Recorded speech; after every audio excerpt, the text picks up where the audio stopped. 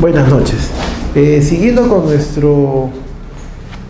nuestro temario del diplomado del módulo 3, hoy día nos toca conocer el proceso de determinación anticipada. Algunas nociones o aspectos generales antes de entrar de lleno al tema que nos ocupa hoy. El proceso de determinación anticipada es un proceso especial, pero que tiene su antecedente en la ley 26230 del año 94. Y este proceso, en el año 94, se aplicaba solamente para los delitos de tráfico ilícito de drogas, ¿no? En esa ocasión, la fuente que sirvió de base para que el Perú adopte este proceso especial fue la legislación colombiana, la que a su vez también había recogido esa institución de la legislación italiana. Entonces, no es un proceso nuevo dentro del Código Procesal Penal del 2004, sino que es un proceso que ya tenía un antecedente, una ley especial aquí en el Perú, pero que solamente era aplicado para una clase de delitos, y posteriormente ya se fue ampliando a otros delitos, ¿no? Como lo vamos a ver a continuación. Ahora, ¿qué busca este proceso de determinación anticipada? Lo que busca es evitar la continuación de un proceso, ¿no? Algunos tratadistas lo llaman como una transacción penal, porque debe mediar, para que opere esta institución, un acuerdo previo entre el fiscal y el imputado, ¿no?, respecto a que él acepte los cargos que se le imputan y a la reparación civil. Pero hay que tener cuidado, porque el fiscal tiene que explicarle las bondades al imputado sobre este mecanismo, sobre esta institución, ¿no?, que evita la etapa de la investigación judicial y la etapa del juzgamiento y adelanta la acusación con una sentencia anticipada, siempre y cuando, como ya dije, exista un acuerdo previo entre el imputado y el fiscal. Pero digo que debe tenerse cuidado, porque no podemos entender como que el fiscal, al explicar las bondades al imputado sobre este mecanismo, no podemos entrar como que el fiscal está presionando o influyendo para que la defensa acepte esa institución. De ninguna manera. Lo que hace el fiscal es explicarle cuál es el beneficio que el imputado recibiría si accede o no a la determinación anticipada, pero no puede en todo caso tomarse tampoco como una promesa, ¿no?, como que el fiscal está prometiendo que le va a bajar la pena al imputado, si éste acepta sí o sí la determinación anticipada, porque él es libre, o sea, es voluntad de él. Si él quiere, acepta, y si quiere, no. Es más, el acuerdo de determinación anticipada, que se llama acuerdo de beneficio, el acuerdo de la determinación anticipada tiene que ser revisada por el juez penal, o sea, el que practica la legalidad de este mecanismo, de esa institución, al final es el juez. El acuerdo está, pero el acuerdo tiene que someterse al juez, quien va a verificar si cumple con todas las formalidades o no. Este es un mecanismo que se sigue generalmente en casi todas las legislaciones del mundo y que ha sido recogido por el Código Penal, por el Código Procesal Penal del 2004, pero como ya dije, tenía un antecedente del año 94, ¿no?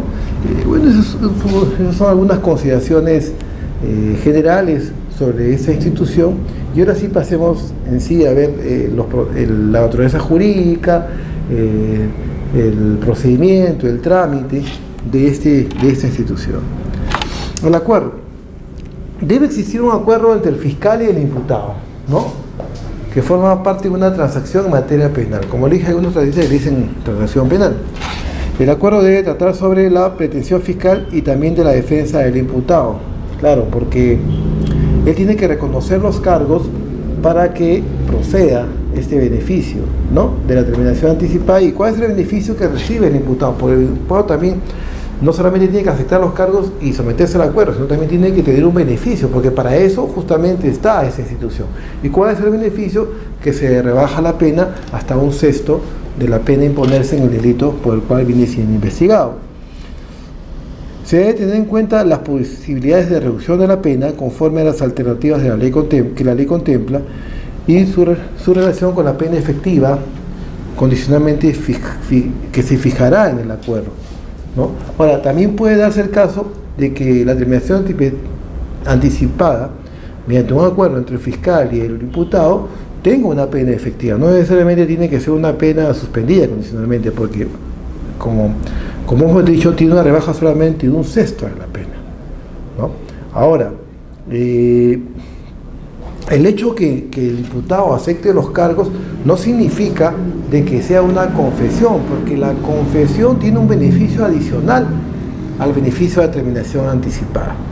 De acuerdo al artículo 450 del Código Procesal Penal, la confesión tiene ciertos procedimientos distintos al de terminación anticipada que se establece en el artículo 468 del Código Procesal Penal.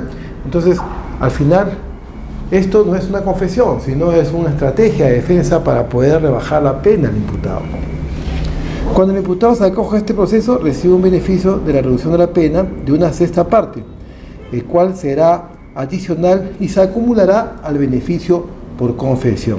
O sea, si en este caso particular un imputado se acoge al beneficio de la terminación anticipada, se le va a reducir la pena hasta un sexto de la pena en el delito por el cual viene siendo investigado. Pero esto además tiene un plus adicional, que es el beneficio que lograría por la confesión sincera. Por la confesión sincera tiene que ir desde la etapa de las diligencias preliminares. Ojo, pero ¿en qué casos no procede el beneficio adicional de la confesión cuando se acoge a la terminación anticipada? Vamos a ver. La terminación anticipada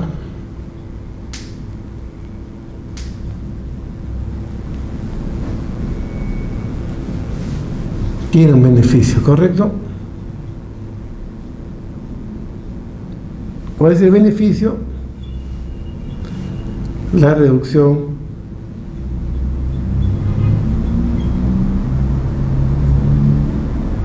de un sexto de la pena. Pero ¿qué dice la norma? Que además de esta reducción existe la posibilidad de un beneficio adicional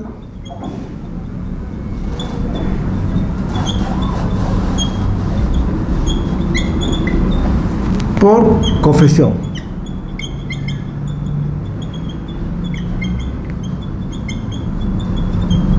¿Correcto?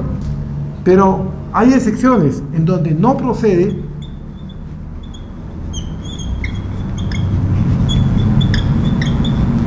el beneficio adicional.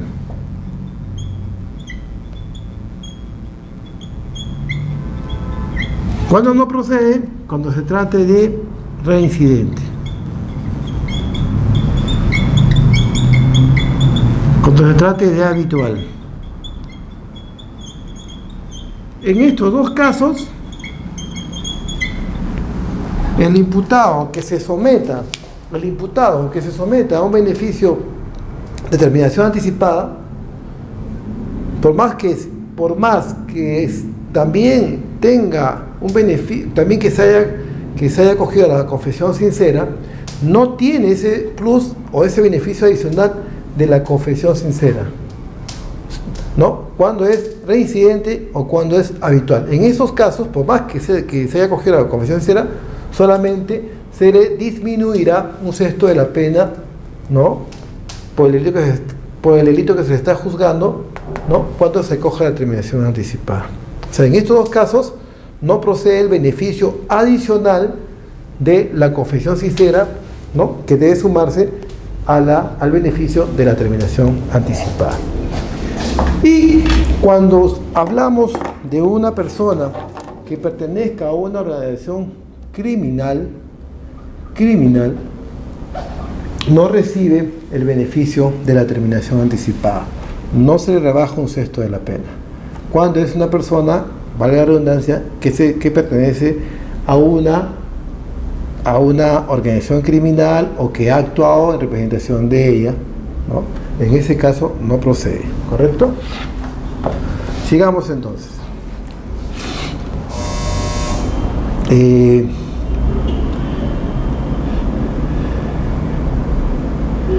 Cuando no se llegue a un acuerdo o este sea desaprobado por el juez, porque ya hemos dicho que el juez es el que hace el control de legalidad del acuerdo de terminación anticipada, en ese caso la confesión que haya prestado al inculpado debe tomarse como inexistente y no podrá ser usada en su contra. Ojo, o sea, es como que si nunca hubiese aceptado los cargos o que no, en base a la confesión. Simplemente queda igual como estaba el escenario procesal antes de que él declare y reconozca los hechos.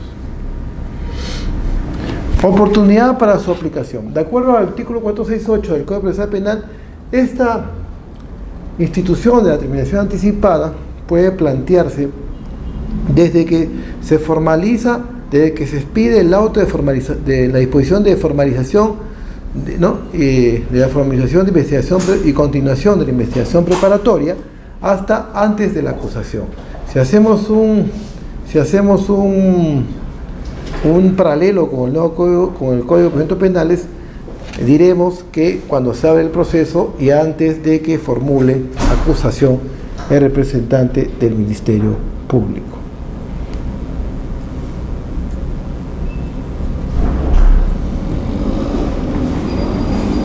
No procedería en todo caso en la etapa intermedia, como señalamos acá, porque ya existe un requerimiento acusatorio, lo que hace difícil la predisposición del fiscal para la negociación de la defensa. Claro, si ya pediste la pena, ya no puedes negociar en todo caso una rebaja en la pena. Es algo contradictorio. Solo puede iniciarse, puede instalar en el inicio de este proceso especial el imputado, el representante del Ministerio Público o conjuntamente los dos. En el primer momento no interviene el actor civil, pues el fiscal es el titular de la acción penal. El acuerdo sobre la pena y la reparación civil solo se efectúa entre el imputado y el representante del Ministerio Público.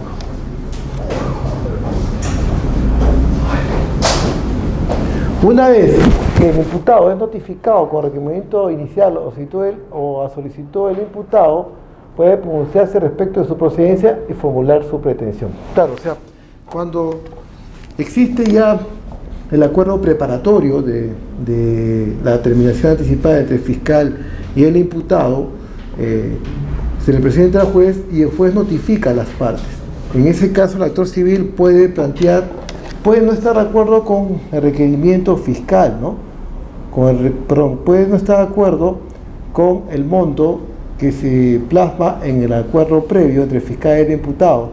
Entonces él formulará su pretensión, dirá: no, yo no quiero que me paguen como reparación civil la suma de 300 soles, por ejemplo, sino quiero que me paguen unos 10.000 soles, y eso en todo caso lo verá el juez. La decisión de someterse a un proceso de terminación anticipada es exclusiva del imputado por las consecuencias jurídicas que ello importa. El pedido puede ser verbal o escrito. Si es verbal, se levanta un acta, ¿no? El fiscal también puede hacer conocer al defensor y imputado las bondades de este proceso penal, lo cual no puede considerarse como una imposición de su aplicación o de una promesa a fin de lograr su aceptación. Claro, como le decía, a veces se malinterpreta la actitud del fiscal, porque el fiscal lo que intenta es que el imputado, haciendo reconocer las bondades de este proceso, es que él meritúe, evalúe si le conviene o no someterse a la terminación anticipada para que su pena sea rebajada con ese beneficio, hasta un sexto de la pena. Pero tampoco puede obligarlo a él o a su defensa a que acepte, ¿no?, el acuerdo de terminación anticipada, ¿no? O también puede tomarlo como una promesa de que como una promesa que él lo va a ayudar a fin de que acepte en todo caso el acuerdo de terminación anticipada. Se aplica en todos los delitos sin distinción, ¿no? Procede para los delitos leves como graves. Normas del procedimiento. Se inicia el pedido por el fiscal o del imputado ante el juez de investigación preparatoria. El pedido es para que se realice una audiencia de terminación anticipada. Ya hemos dicho que el momento para pedirlo es después que se expida la resolución de formalización y continuación de investigación preparatoria hasta antes que se formule acusación. O sea, estamos hablando de la primera etapa. La etapa intermedia no va, ni tampoco la etapa de juzgamiento. Solo una vez puede realizarse este proceso, de manera que si es desaprobado, no se puede pedir nuevamente. ¿Quién desaprueba? Ya hemos dicho el juez. El juez es el que tiene control de la legalidad del acuerdo de terminación anticipada. Se tramita como un proceso no incidental, sino un proceso especial paralelo al proceso principal, ¿no? No interrumpe la continuación del proceso principal o original. Si se formula en forma conjunta por el fiscal o el imputado, y puede posibilitar un acuerdo provisional anterior a la realización de la audiencia judicial. El acuerdo provisional debe ser sobre la pena y la reparación civil y demás consecuencias accesorias. Las primeras conversaciones se pueden generar durante la investigación preliminar, pero ojo que ahí todavía no se puede plantear. Hemos dicho que se plantea después de formalizada la investigación preparatoria. Las investigaciones preliminares es antes de que se expida el auto o la disposición de formalización de investigación preparatoria, pero inicialmente pueden ya iniciarse las conversaciones entre el fiscal y el imputado para llegar justamente a plasmar el acuerdo y así acogerse a esta institución de la terminación anticipada del proceso. El requerimiento fiscal o a pedido del imputado será puesto en conocimiento de las partes como eje para que puedan pronunciarse al respecto. ¿Qué tal? Buenas noches. La posición de estos sujetos procesales puede hacerse por escrito, pero nuevamente si se encuentran acreditados serán notificados en la audiencia especial. Por ejemplo, cuando a mí me notifican de un acuerdo preparatorio, no estamos hablando del acuerdo final, ¿no? Si es un acuerdo preparatorio o de terminación anticipada, yo contesto con un escrito y le digo, está bien, la Procuraduría está de acuerdo, pero yo quiero como reparación civil la suma de tanto. Entonces el juez provee, téngase presente el monto de la reparación civil solicitada por el procurador y deberá ser en todo caso sustentado o realizado en la audiencia especial respectiva.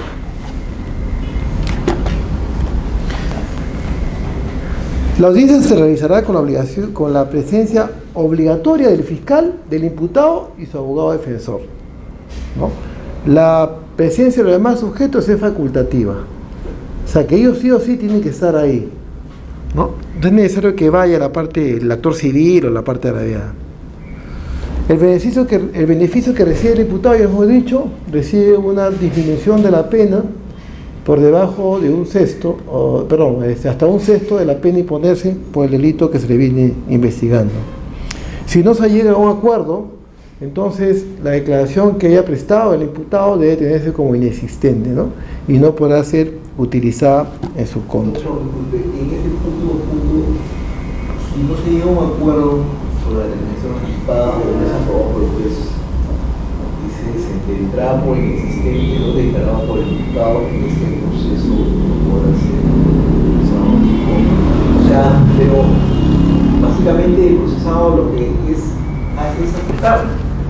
Claro, porque en la terminación anticipada el acuerdo tiene que mediar sobre la aceptación de los cargos que se le imputan al imputado y también sobre el pago de la reparación civil. Entonces, si él se coge a la terminación anticipada, tiene que reconocer los hechos. Sí, yo tengo que reconocer hechos. Entonces, puede ser que haya brindado una declaración y haya confesado, sí, yo me declaro confeso, yo cometí el delito, entonces me acojo a este beneficio para que se rebaje la pena hasta un sexto de la pena imponerse. Pero, como dije al principio, que todavía no habían llegado, esta institución tiene un mecanismo de control. ¿Quién hace el control del mecanismo, de ese acuerdo? Es el juez. Entonces el juez puede considerar que no reúne los requisitos que la ley exige para este acuerdo y entonces simplemente lo desaprueba. Si en caso lo desaprueba, ahí la confesión que haya prestado el imputado se tiene como inexistente, o sea que no puede ser usado en tu contra. Es como si nunca hubiese declarado, como si nunca hubiese aceptado los cargos. Por eso es que acá dice que va a ser declarado inexistente y no podrá ser usado en su contra. Lo que yo le decía al principio, cuando ustedes todavía no llegaban, quería acá explicárselo, ¿no? A ver. La terminación anticipada tiene un beneficio que es la reducción de un sexto de la pena, ¿correcto? Ya. Pero además, dice la norma, o señala la norma, que si existe un beneficio adicional por confesión sincera, o sea, que este beneficio de un sexto será sumado al beneficio por confesión. Pero hay excepciones. Cuando no procede sumar este beneficio, o sea, solamente el imputado se queda con este beneficio de un sexto, a pesar de que tiene confesión sincera. En estos dos casos, cuando es reincidente o cuando es habitual, ahí no se le aplica este beneficio adicional, solamente se queda con este de acá.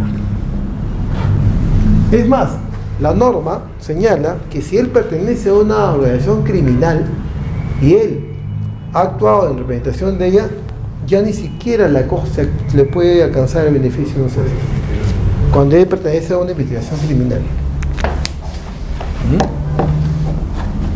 ¿Otra pregunta? ¿Alguna otra pregunta? ¿Quedó claro eso, no? Claro, iba a preguntar el momento de pedir la terminación, acogerse a la terminación anticipada, es después de emitir la disposición fiscal. O sea, tienes que pedirlo al juez, ¿no? Porque el juez tiene que hacer una audiencia. El momento, de acuerdo al 468 del Código Procesal Penal, es una vez que se expide la disposición de formalización e investigación preparatoria. O sea, cuando el fiscal prácticamente, como quien dice, formaliza la denuncia, ¿no? Entonces, de ahí, el juez tiene que sacar una resolución donde dice, téngase por comunicada la disposición de formalización de investigación preparatoria. Pero ya tú en ese momento lo puedes pedir, hasta antes de la acusación, de requerimiento acusatorio, ¿no? Pero como dice también acá en las diapositivas, eso no implica que tú ya puedes ir construyendo tu acuerdo, ¿no?, en la etapa de diligencias preliminares, antes de que formalice el fiscal. Ya puedes tú conversar ya te puedes, señor fiscal, quiero confirmar. Claro. Yo le decía que algunos tratadistas llaman a esta institución como una transacción penal, ¿no? O sea, llegas a transar como el imputado, con respecto a que tú aceptes los cargos y yo te premio con un beneficio que es la reducción de un sexto de la pena. Es el caso típico de Silvana Buscaglia, ¿no? Buscaglia, ya. La pena es de 8 a 12 años, y le dieron 6 años y 6 meses, o 6 años y 8 meses, porque se acogió al final al beneficio de la determinación anticipada. Entonces se redujo un sexto. Si tú sacas tu cálculo, más o menos es un sexto de lo que le dieron.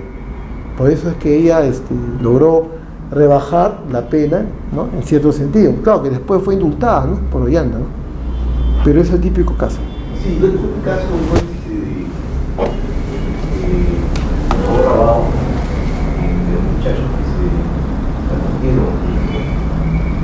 Ellos sí aplicaron la reducción de esa parte de la pena, más la de confesión, claro. Claro. Claro, 5 años. Claro, porque la terminación anticipada, o sea, comprende pena efectiva, ¿no?, pena suspendida condicionalmente, o sea, claro, o sea, permite claramente que sea esa modalidad de pena. Lo que sí es el beneficio, un sexto, como le digo, sumado a la confesión, pero en estos casos no procede cuando pertenece a una organización criminal. Dijimos también al inicio, para ustedes que han llegado recién, les voy a comentar, voy a recapitular. Esta institución, como está en sus separatas, no es una institución nueva. Esta institución ya se había aplicando acá en el año 1994 con la ley 26280, que estableció este tipo de institución solamente para los delitos de tráfico ilícito de drogas, ¿no? Y esta ley fue tomada o tuvo como fuente la legislación colombiana, y la legislación colombiana tenía como fuente la legislación italiana. Entonces no se trata de una institución nueva, ya se ha venido aplicando acá sino que ahora ya se amplió, con el Código Penal ya se amplió para todos los delitos, ¿no? Antes solamente era por un delito específico nada más, tráfico ilícito de drogas, ¿no? Como también la legislación que vamos a ver después de esta institución, vamos a ver la colaboración eficaz, ahí también se aplicó solamente para terrorismo y crimen organizado, y posteriormente ya se aplicó para otros delitos que también se tenía la propia norma. La audiencia especial y privada. El juez citará, ya hemos dicho, al imputado, al defensor y al fiscal a la audiencia especial. Los demás sujetos, si quieren van, si quieren no van, porque su presencia es facultativa, ¿no? El fiscal debe presentar los cargos de incriminación que existe contra el imputado, quien podrá aceptarlos en todo o en parte o podrá rechazarlos, ¿no? Ahora, ¿qué pasa si el imputado reconoce uno y no reconoce otros cargos? En ese caso, la terminación anticipada se va a llevar por los cargos que reconoce y los otros se van a mantener en suspenso hasta que termine la investigación o resuelva el fiscal si lo acusa o no con respecto a ese tema, ¿no? O sea, ellos quedan en stand-by hasta que termine la investigación preparatoria y ahí se determinará si efectivamente tiene responsabilidad o no. O sea, sí pueden haber acuerdos sobre los cargos que él recibe, que él acepta. El juez debe explicarle al imputado los alcances y de consecuencias del acuerdo, ¿no? Instando a las partes a que lleguen a un acuerdo, pero él no puede tampoco condicionar el acuerdo. O sea, yo había este acuerdo y yo te puedo dejar, pero no, él tiene que explicarle que es otra cosa, ¿no? Instar es explicarle, invitar a las partes a que lleguen a este acuerdo, pero tampoco puede decir, no, tienes que someterte, o sea, no lo puede presionar, no lo puede obligar a que él acepte. Si quiere, acepta, si quiere, no. En la audiencia no hay actuación probatoria, sino posibilidad de acuerdo entre los actores principales. Ahí no se actúan pruebas, ahí simplemente se discute la situación de los cargos y la reparación civil. Comprende pena efectiva como condicional, la reparación civil y consecuencias accesorias. Control y resolución judicial. Hemos dicho que el que controla esta institución es el juez, porque él, en base al principio de legalidad, tiene que verificar el acuerdo, y si cumple con todos los requisitos lo aprueba, y si no, lo desaprueba, pues, ¿no? Verifica su razonabilidad y existencia de los elementos de prueba suficiente. Si el juez acepta los términos y aprueba el acuerdo, en 48 horas saca la sentencia, aprobándolo, y si no, lo desaprueba, ¿no? Ya hemos dicho que solamente se presenta una sola vez y posteriormente ya no puede presentarse el acuerdo. Aún con el acuerdo del fiscal, si a criterio del juez no existen suficientes elementos de prueba de la responsabilidad del imputado en los hechos, él puede dictar una sentencia absolutoria. O sea, no es que tampoco lo vincule al juez. El juez puede decir, ¿sabe qué? No, para mí, a pesar del acuerdo, no hay evidencia de que el señor tenga responsabilidad. Entonces, ¿sabe qué? Yo lo voy a absolver. Y saca una sentencia absolutoria. O sea, tampoco es vinculante, ¿no? Ahora, acá hay que tener cuidado también, porque la ley lo faculta al juez a evaluar o hacer el control de legalidad del acuerdo, pero él no puede modificar el acuerdo, ¿no? O sea, él no puede modificar. Incluso si tú apelas y vas a la sala puede pronunciarse sobre la reparación civil, pero no puede pronunciarse sobre la pena. Ojo, o sea, no puede reducir la pena o aumentarle, sino solamente puede pronunciarse sobre el monto de la reparación civil. La sentencia aprobatoria puede ser apelada por los demás sujetos procesales, cuestionando la legalidad del acuerdo y el monto de la reparación civil. En ese caso, el actor civil solamente podrá apelar lo que es la reparación civil, no puede apelar sobre la pena tampoco, ¿no? Corresponde a la sala penal conocer el caso, ¿no? ¿Quién podrá aprobar o desaprobar el acuerdo? Incluso puede disponer el incremento de la reparación civil según lo pretendido por el actor civil, como le dije, pero no puede pronunciarse sobre la pena, solamente sobre la reparación civil, ¿no? La norma no señala que puede pronunciarse sobre la pena, pero en la práctica nunca se ha pronunciado sobre la pena, es raro, ¿no? Los casos complejos. Cuando hay pluralidad de delitos o hay pluralidad de imputados, entonces para que proceda esa institución se requerirá un acuerdo de todos, ¿no?, respecto a todos los casos que se le incrimina a cada uno. Pero la misma norma señala que cuando se trate de casos complejos también podrá haber acuerdos parciales cuando se trate de delitos conexos y en relación a otros imputados, lo que significará que deberán separarse hechos, calificaciones jurídicas e imputados para posibilitar el acuerdo con el fiscal. Pero acá es un poco difícil porque en todo caso es un poco complicado para que el fiscal pueda lograr, ¿no?, en todo caso, o se pueda lograr con el fin de la investigación, ¿no?, porque puede tener algunos inconvenientes, ¿no?, en el acuerdo final, ¿no?, porque son acuerdos parciales, y acá la norma señala que mejor debe haber un acuerdo de todos, que todos deben aceptar todos los cargos, ¿no?, porque después puede haber complicaciones. Por eso acá dice, en la práctica, este acuerdo parcial podría perjudicar la investigación integral, ¿no?, y conllevar la declaración de improcedencia del pedido. También podría afectar la posibilidad de acumulación. Por eso que no es recomendable que haya este tipo de acuerdos parciales, sino en todo caso acuerdos totales. O sea que todos acuerden, ¿no?, aceptar los cargos sobre todos los delitos que se le imputan. ¿Alguna pregunta hasta acá? Para pasar a la otra institución. ¿No hay preguntas? El delito de colaboración eficaz, el proceso de colaboración eficaz es también una institución que no es nueva en el Código Procesal Penal. Esta institución tiene ya un antecedente en el año 2000. En el año 2000 se dio la ley 27378, ¿no? Es el año 2000. Y esta ley se basaba para delitos de crimen organizado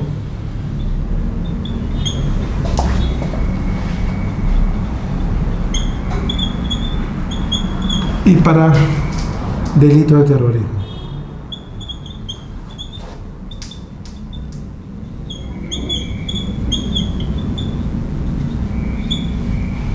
En estos dos casos, de acuerdo a esta ley, se aplicaba el proceso de colaboración eficaz. Pero hay que hacer una diferencia entre colaborador eficaz y aspirante de colaborador eficaz. El aspirante de colaborador eficaz es aquel que le pide al fiscal, ¿no?, someterse a este beneficio. Entonces el fiscal, antes de presentarle al juez, ¿no?, el acuerdo de beneficios y colaboración, hace una corroboración de los datos que el colaborador ha señalado. Hasta ese momento es aspirante. Cuando sale el acuerdo de beneficios y colaboración, ahí recién se convierte en colaborador eficaz. Antes no, solamente hablamos de un aspirante a colaboración. Ojo, mucho cuidado, porque algunos dicen, no, yo ya me he cogido el beneficio, ya le dije al fiscal lo que tenía que decir, ya soy colaborador. No, todavía no tiene la condición de colaborador eficaz. Tendrá la condición de aspirante a colaborador eficaz. La diferencia está en que si alguien quiere someter a la colaboración eficaz, tiene que tener una resolución. Claro. Es un acuerdo de beneficios y colaboración. Y eso tiene que estar aprobado por el juez. Ahí sale la resolución. Pero antes no, o sea, y lo que pasa es que el colaborador eficaz le brinda cierta información al fiscal, ¿no?, para coadyuvar la investigación, para desarticular en todo caso una organización criminal, para identificar los autores, ¿no?, o para determinar de qué instrumentos, de qué provisiones se han valido para cometer el delito, ¿no? Entonces, ahorita vamos a ver cuáles son las características o la finalidad de esta institución. Entonces, al momento de solicitarle al fiscal acogerse a este beneficio y contarle o decirle lo que él considera que es necesario o que es imprescindible para poder desarticular, por ejemplo, a la organización criminal, entonces el fiscal tiene que previamente corroborar esos datos. El fiscal de inmediato no le va a pasar la voz al fiscal, al juez, decir, señor juez, solicito ser aprobado el acuerdo de colaboración del fiscal, del señor tal. No. El fiscal primero tiene que investigar o corroborar los datos que da el aspirante a colaborador. Y para eso se vale de alguno de la policía, ¿no? Para que haga una investigación. Entonces, ahí todavía no es, como dije, colaborador eficaz. Es cuando sale la resolución que apruebe el acuerdo de beneficios y colaboración. Ahí recién ya se convierte en colaborador eficaz, ¿no? Ahora, esta institución también fue tomada también de la legislación colombiana. Y algunos autores, cuando recién se instauró en el año 2000, criticaban mucho esta institución, porque decía que al final mucha gente, que era investigada, procesada, se acogía a este beneficio para lograr a esta institución para lograr un beneficio, pero a veces se acogía por las puras, porque no tenía datos claves para desarticular una banda, sino que ellos querían entonces de alguna manera resultar beneficiados en la investigación que se seguía. Entonces decía de que este asunto, esta institución, al final convertía al país o al sistema penal en una ciudad de chismosos, ¿no? O sea, el chismoso, no, yo le puedo decir que he visto tal, pero beneficio. Al final decían de que no, que era un sistema de chismosos y que perjudicaba al sistema penal, ¿no? Entonces, por eso de que fue muy criticado cuando recién salió en el año 2000, ¿no? Y solamente por estos delitos. Ahora, como les vuelvo a decir, el Código Procesal Penal del 2004 ya amplió el campo de acción. Ya no solamente es en estos delitos, sino en otros delitos que ellos expresamente lo han señalado en algunos artículos. ¿Cuál es la naturaleza jurídica del proceso de colaboración eficaz? Perdón, antes que me olvide, en el proceso de terminación anticipada, cuando termina todo el acuerdo, todo, y la parte civil, el actor civil no está de acuerdo con el monto que se le da, ¿no? Como reparación civil, él puede impugnar el acta, ¿no? Él puede impugnar el acta y en todo caso puede reservarse el derecho de irse a la vía civil, ¿no? Él puede irse a la vía civil y ahí pedir una indemnización fuerte, ¿no? Eso me falta agregar en lo que es terminación anticipada. Ahora sí, terminamos. Colaboración eficaz.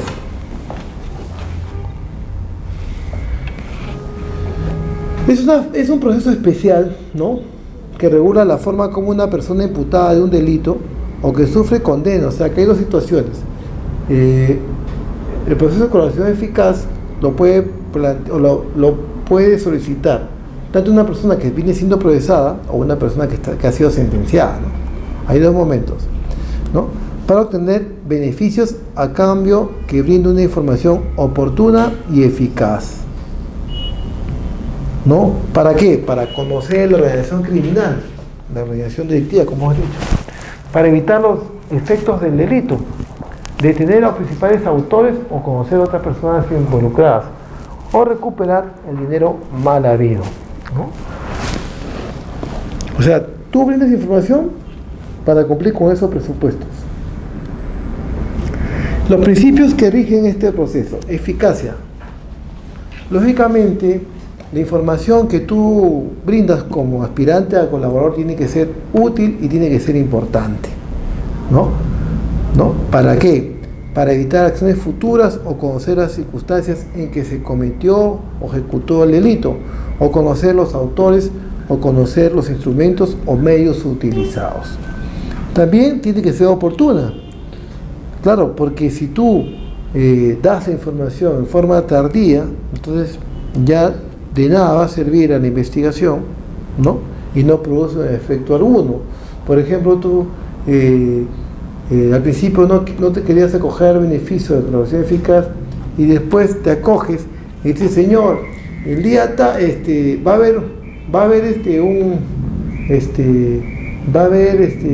por ejemplo, se me ocurre un cargamento de droga, venir tal día, en el Callao, a tal hora, ¿no? Entonces, ahí van a estar tales personas que son las cabecillas, todo, pero al final, ya eso pasó hace un mes, entonces ya de nada sirve la investigación, o sea, la información sería fuera de tiempo, ¿no? Que hubiese servido de base para que sea el operativo y todo eso y puedan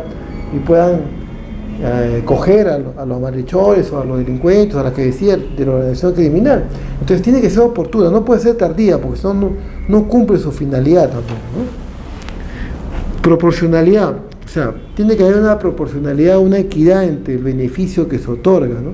En base a la información o pruebas que otorga el aspirante al colaborador.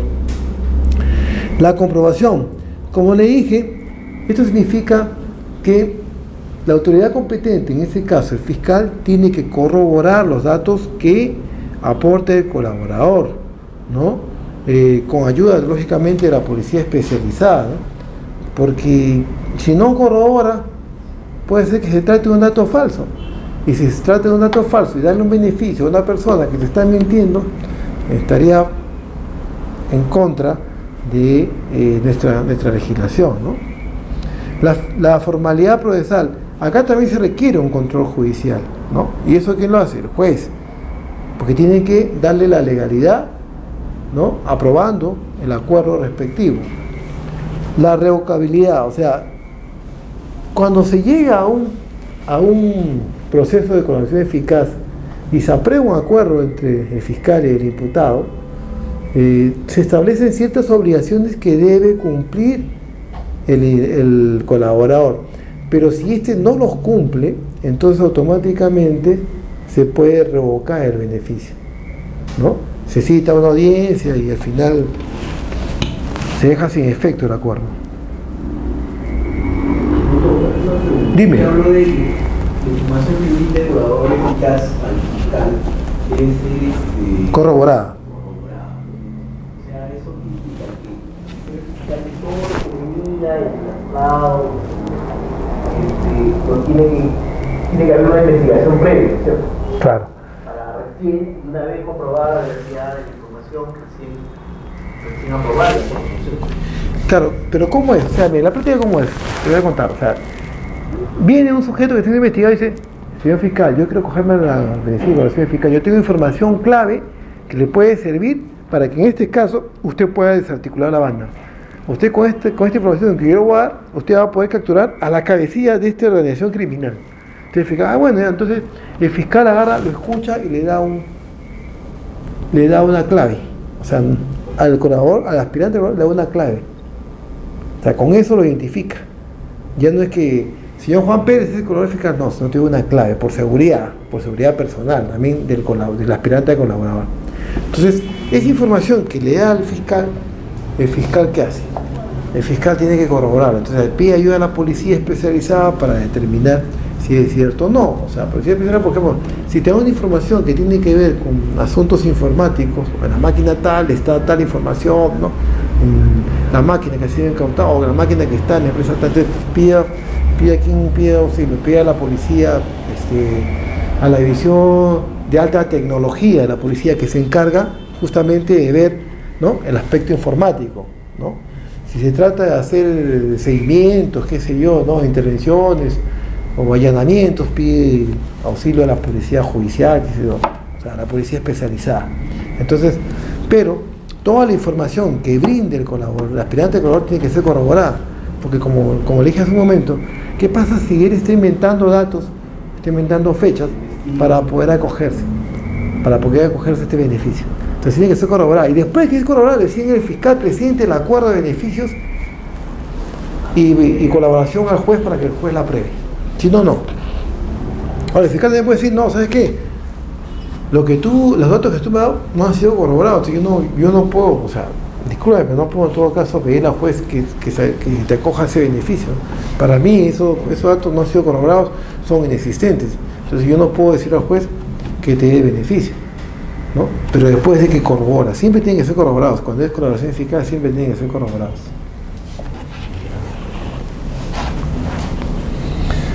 La solicitud. El fiscal está facultado para promover o recibir las solicitudes de colaboración eficaz. Cuando se plantean verbalmente, levante el acta respectiva, ¿no? En el acta tiene que estar la solicitud y en todo caso también constará la información que él presenta, que él manifiesta, que él expresa, ¿no? O que tiene que ver con la investigación. La finalidad de esta solicitud es iniciar el procedimiento de corroboración. Eso es lo que yo le decía, ¿no? Y si corresponde, suscribir el acuerdo de beneficios y colaboración. Ese es el documento final que el fiscal le va a presentar al juez para que el juez lo apruebe o desapruebe.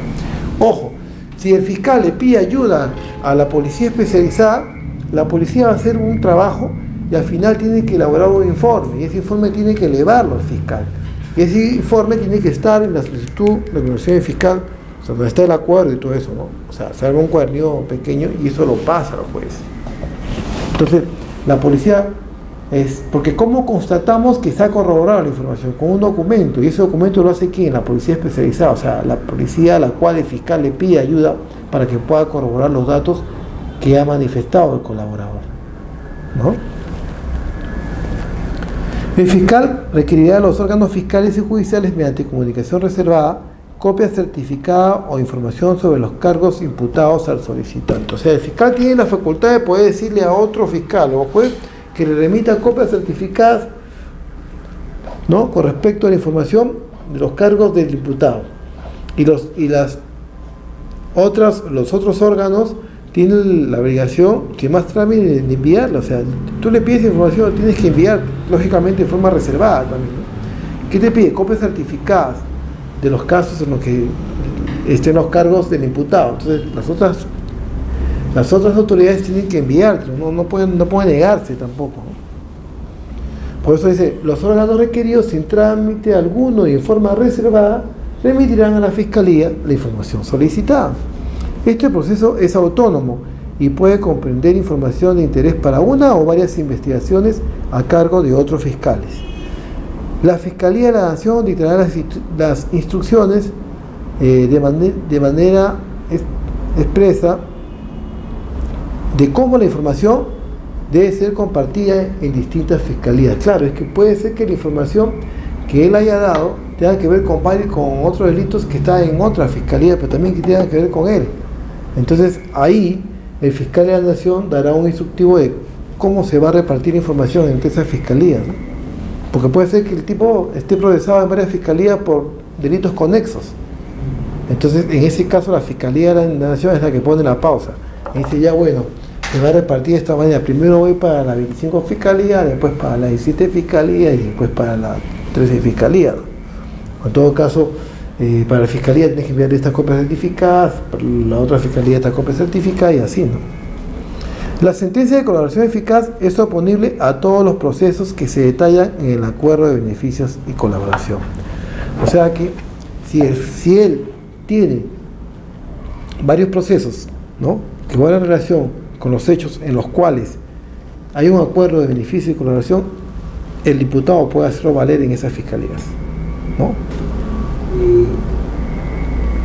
¿Cómo se entiende eso en la última parte de la sentencia? La sentencia de colaboración eficaz es oponible a todos los procesos que se detallan en el acuerdo de beneficios y colaboración.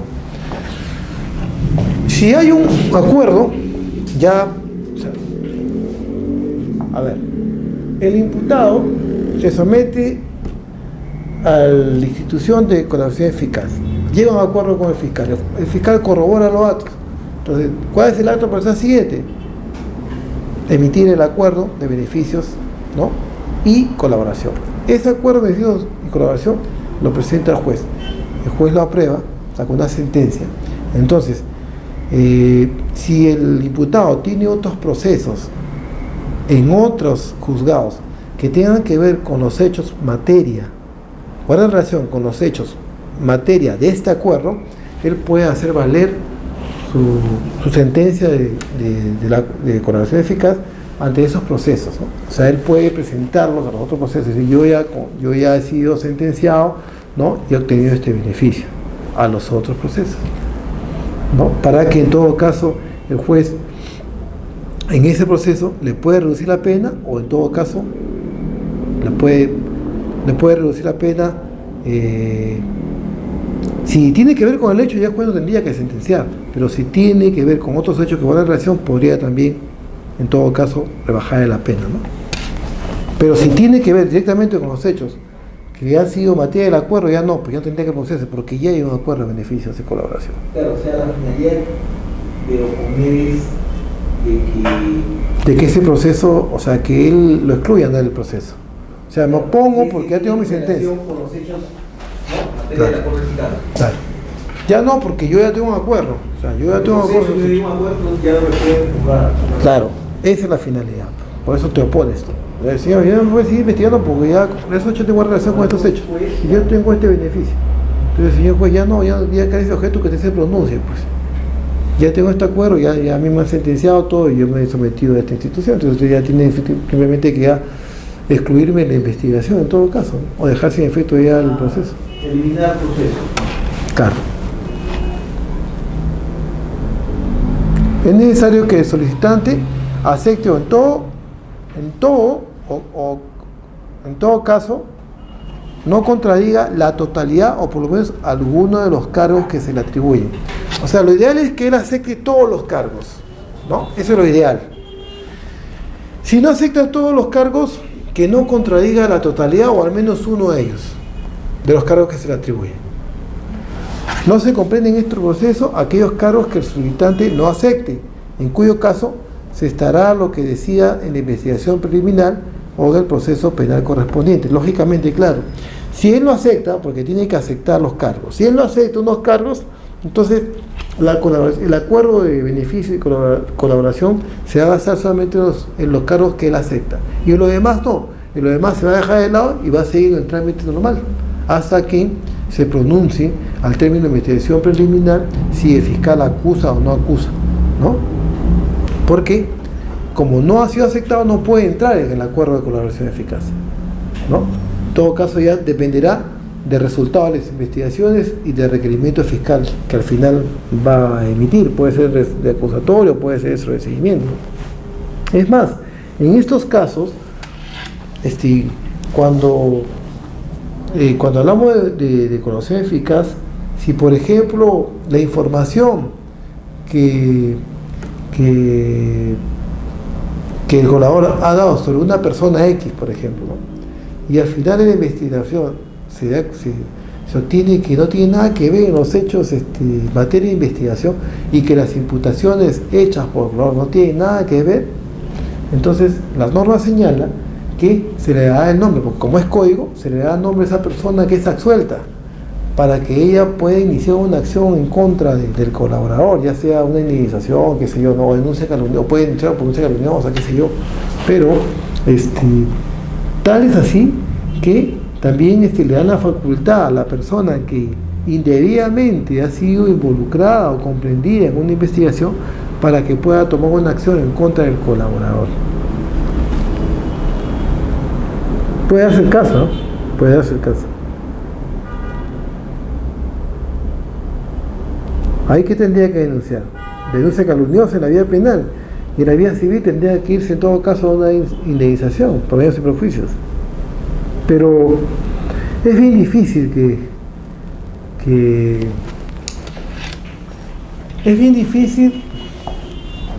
ganes una indemnización en la vía civil, ¿eh? Por una denuncia de parte.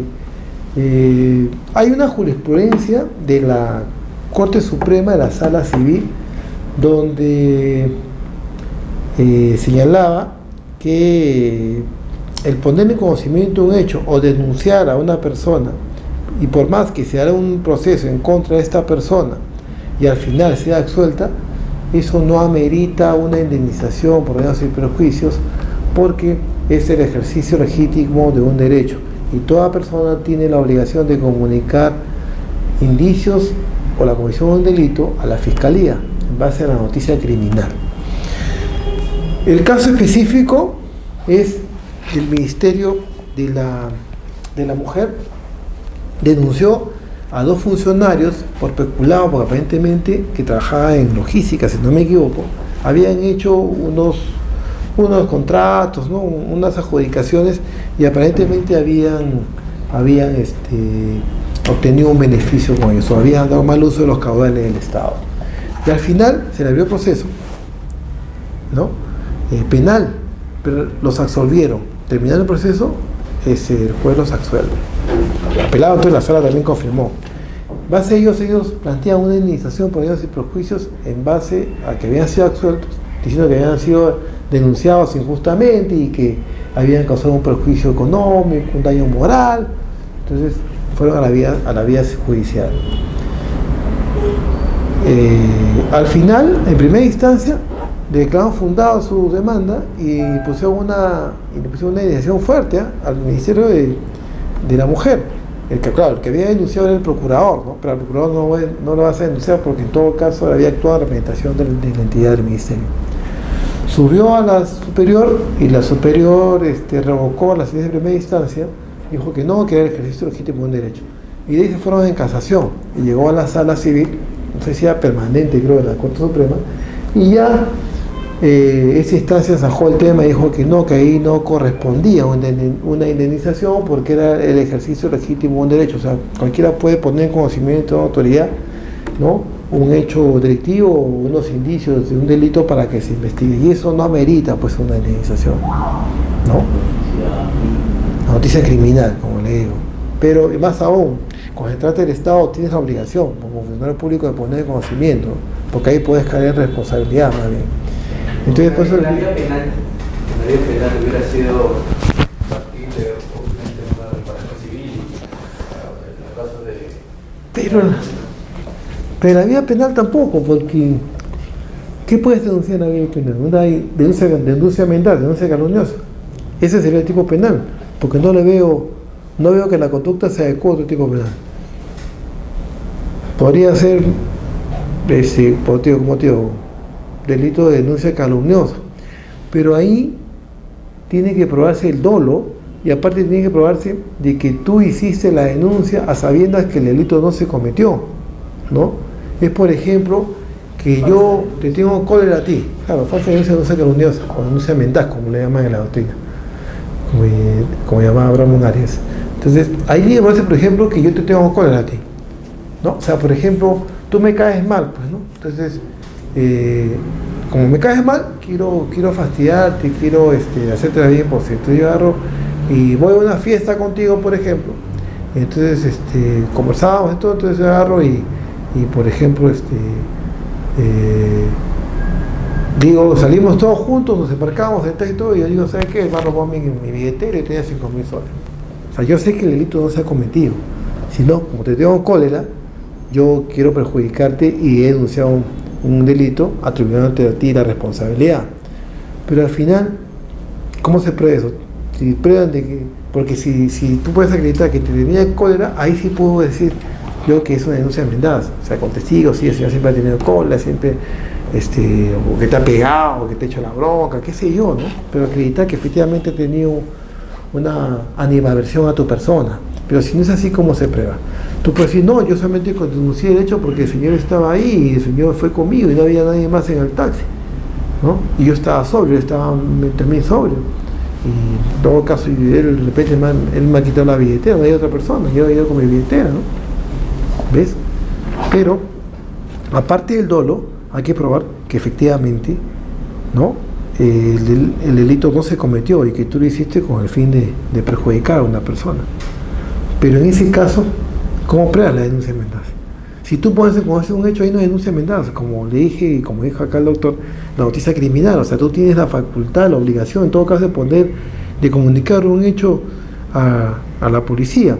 En otras legislaciones, cuando hablamos de denuncia mendaz, el que denuncia o cómo se deriva a la fiscalía la denuncia mendaz es porque después de la investigación el fiscal determina, el fiscal es el que califica, el fiscal dice, de acuerdo a lo investigado, yo archivo la denuncia, pero se observa de que esta denuncia ha sido hecha maliciosamente. Entonces, el fiscal pone en conocimiento del Ministerio Público, del fiscal de turno, para que él abra una investigación por denuncia calumniosa o falsa denuncia o denuncia mendaza, ¿no?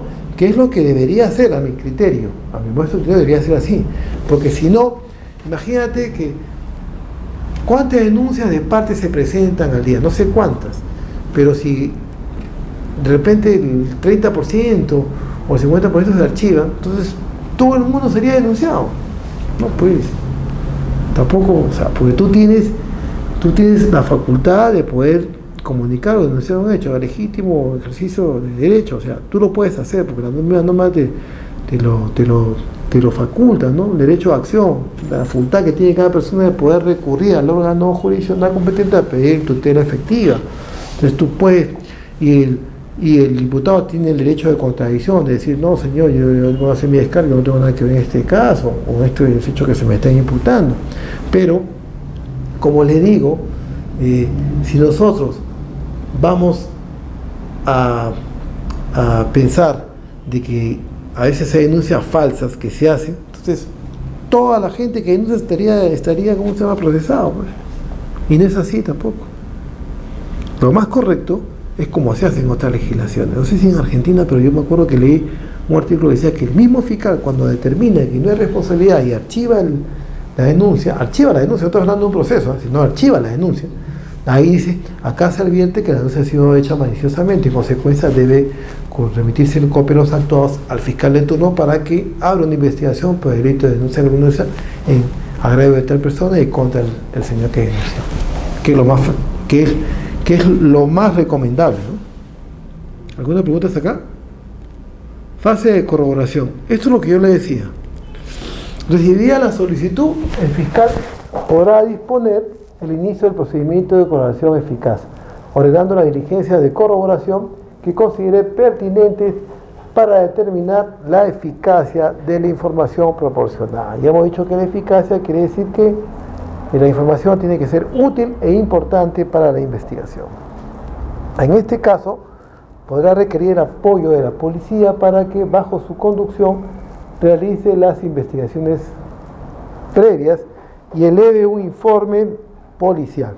¿A quién? Al fiscal, lógicamente, ¿no? Los procesos, incluyendo las investigaciones preparatorias que se siguen contra el solicitante, ¿no?, continuarán con su trámite correspondiente. Hasta que no haya el acuerdo, sigue el proceso ordinario, el proceso común, ¿no? Hasta que el juez no apruebe el acuerdo de beneficios y colaboración, el proceso principal camina igual, camina solo, ¿no? Y lo otro viene paralelo, es un proceso especial. No es incidental, ojo, es un proceso especial. O sea, se hace un expediente aparte. Claro. Pero no es que sea incidente, van paralelos.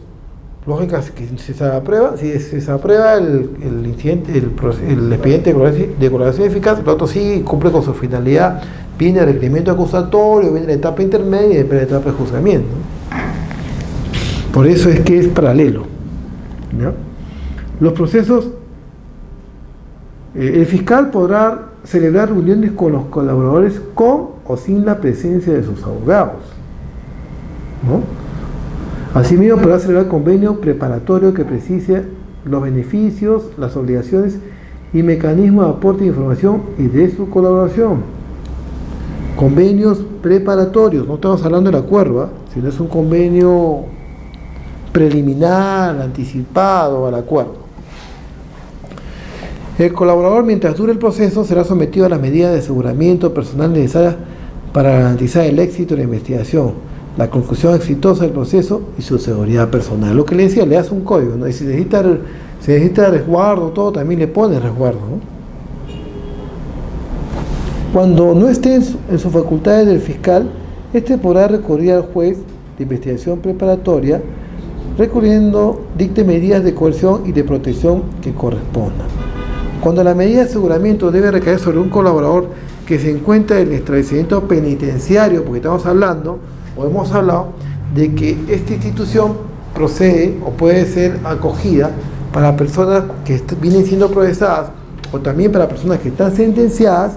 En ese caso, el fiscal le pedirá al juez, ¿no?, que se comunique con el INPE para que establezca las medidas de seguridad, ¿no?, a favor del interno, de acuerdo a sus atribuciones.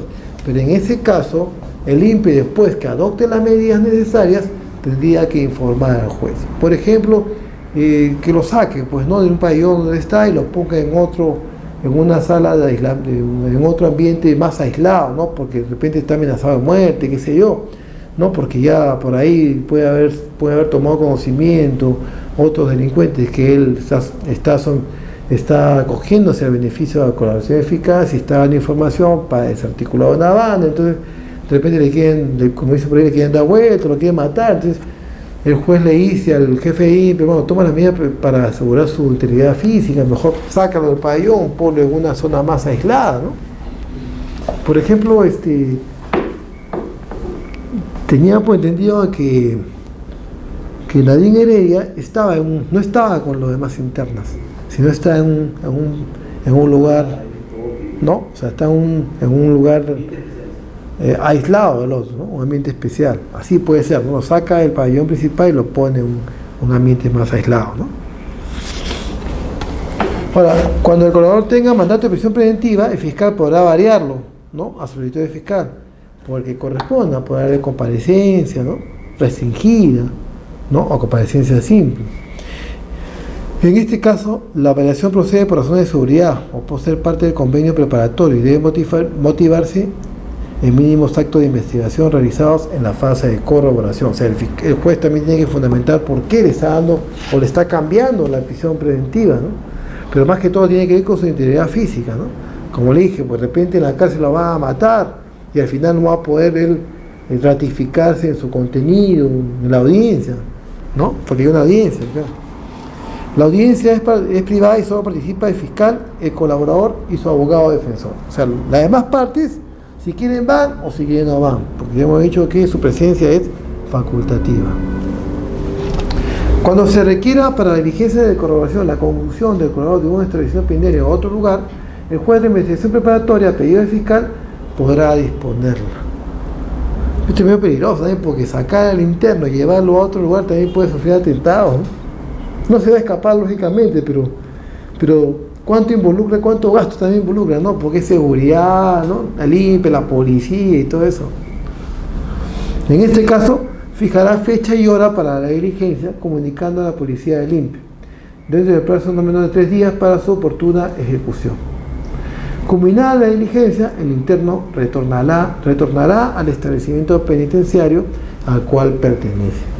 Yo no estoy de acuerdo en eso que lo saquen, ¿no?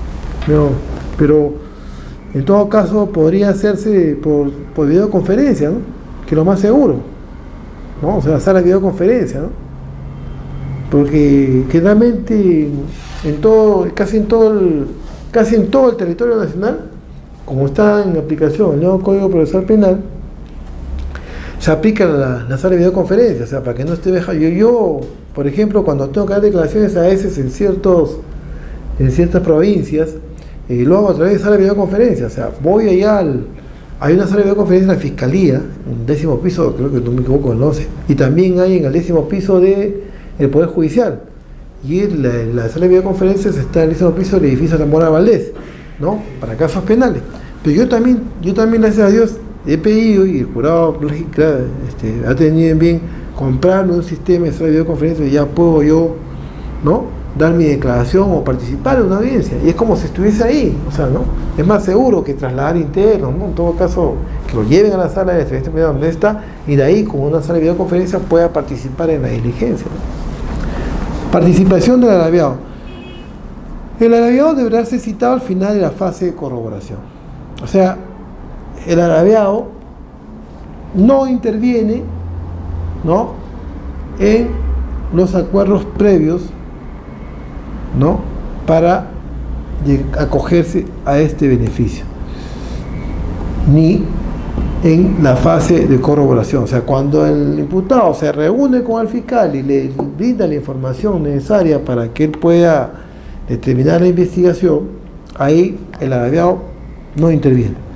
El agraviado interviene después de la etapa de corroboración, cuando ya el fiscal va a elaborar el acuerdo de beneficios y colaboración.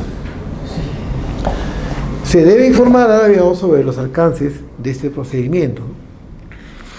Acto seguido se le pregunta al agraviado acerca del monto de la reparación civil que considere adecuado respecto de sus intereses.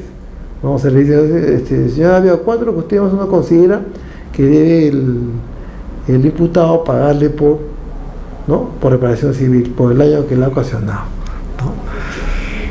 Se le también indicará si él desea intervenir en el procedimiento en su momento y firmar el acuerdo de beneficios y colaboración, ¿no? O sea, se le indica si él quiere firmar el acuerdo de beneficios y colaboración. Ya hemos dicho que él no participa en las diligencias de corroboración. La intervención del agraviado está circunscrita al ámbito de la reparación civil y tendrá legitimación para ofrecer pruebas necesarias para su debida estimación si fuera el caso. O sea, por ejemplo, tratándose de robo agravado, ¿no? Y se me ocurre que el agraviado haya sufrido lesiones, ¿no? En todo caso, o que tenga, por ejemplo, factura, o que tenga factura de los bienes que le han sido sustraídos, o que tenga los recibos médicos de todo lo que ha gastado, ¿no? En su recuperación, en su atención médica. Eso son pruebas que él puede ofrecer para decir, ¿sabe qué? Yo solicito 10.000 soles de reparación civil porque está sustentado en los siguientes documentos. Me he gastado en el médico, me he gastado como 8.000 soles, ¿no?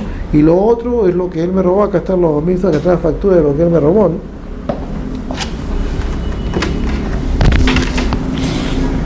Por ejemplo, ¿ustedes se acuerdan cuando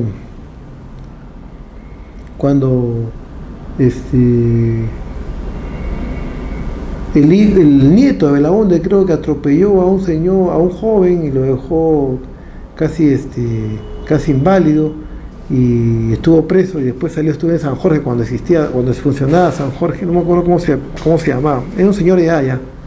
Entonces ahí el chico no sé cuánto dinero se había gastado en su recuperación, ¿no? Porque quedó, creo que le valoró media más encefálica y tuvo que estar en reparación. El tipo era como si hubiese vuelto a nacer, tenía que ponerle pañales, tenía que estar en visión para que pueda caminar y todo eso. Entonces todo eso puedes acreditar, como agraviado puedes acreditar, mi reparación civil es tanto, acá están todos los gastos que yo he venido incurriendo y todavía tengo por gastar, porque la recuperación es larga, ¿no?